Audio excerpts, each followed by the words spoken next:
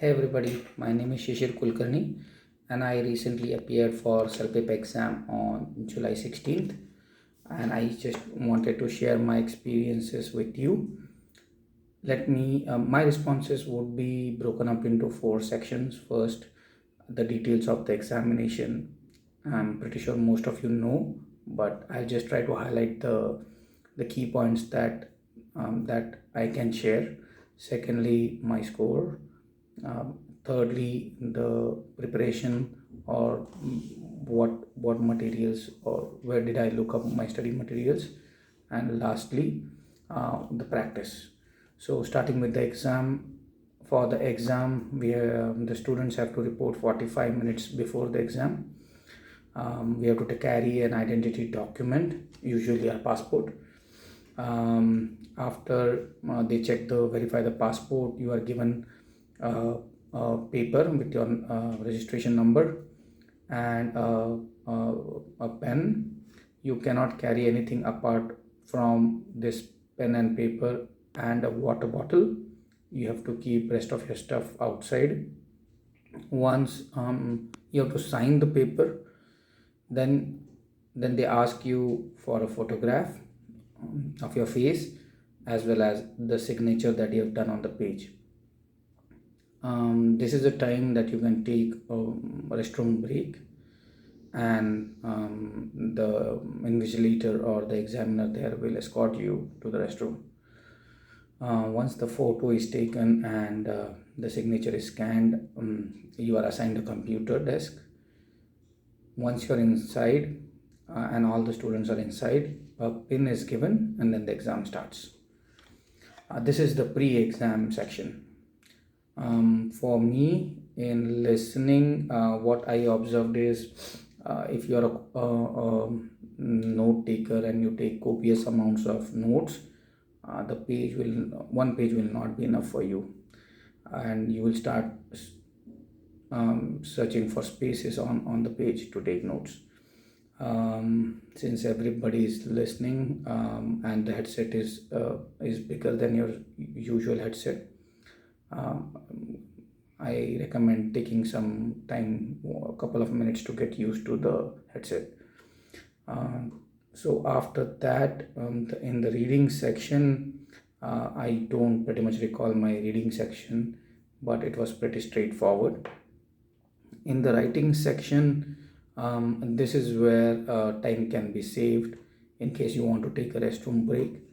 My approach to writing was first of all putting whatever content we want to write into the box, and then proofreading it and editing it for vocabulary and grammar, making sentences complex, compound, and showing your range.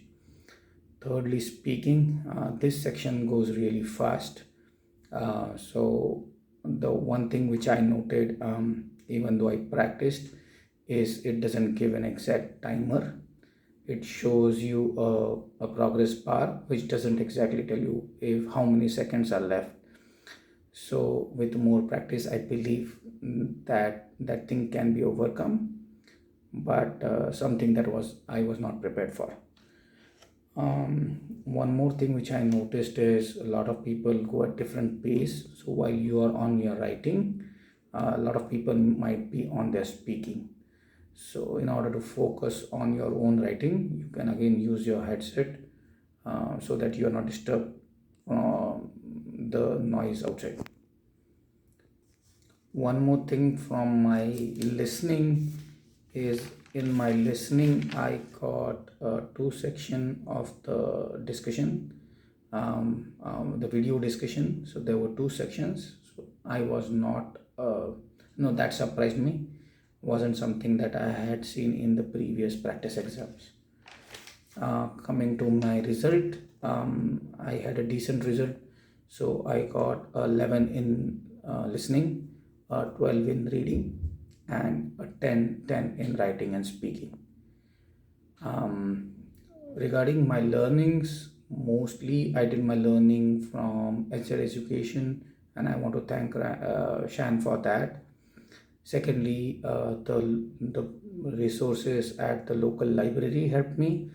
There are a lot of books available especially with Mississauga Library, and they also have a lot of practice questions that help you. Now, regarding practice, mostly I listen to the videos and the tips from HR Education, and I noted down the templates as well as the keywords on what to write. Secondly, for speaking, one way to practice I would recommend is to speak in front of a mirror or to record your voice. And thirdly, again, you can notice it in when I'm speaking, is a use of filler words. It takes some time to get used to pauses, and I did some recording on my own to identify where I use filler words, and I try to avoid it. One thing that I can think of is to treat speaking section as extempore. Even though there is some time, you can't note down all of the points, so it is like being on a stage and giving something on the fly. Thirdly, for the video discussion where people are speaking, three people are speaking, watching news channel, especially channels like CBS or NBC or CP24, they help you a lot, just to give you a feel of how discussions happen or how the questions will come. Now, one thing at the end which I wanted to highlight is the last part of the speaking, where you have to explain a figure or something that comes up on the screen. For me, it was a man hovering over a river with a quadcopter kind of wings, and using a magnifying glass to look at the fish. And the man is wearing a jumpsuit with he looks like a man from the medicinal field, and something you have to call your friend and explain if this is something of a regular occurrence in our area. So that kind of a question is very difficult to prepare, but if you can just find something in your children's book and just try to describe it to someone, I think that should be a good practice.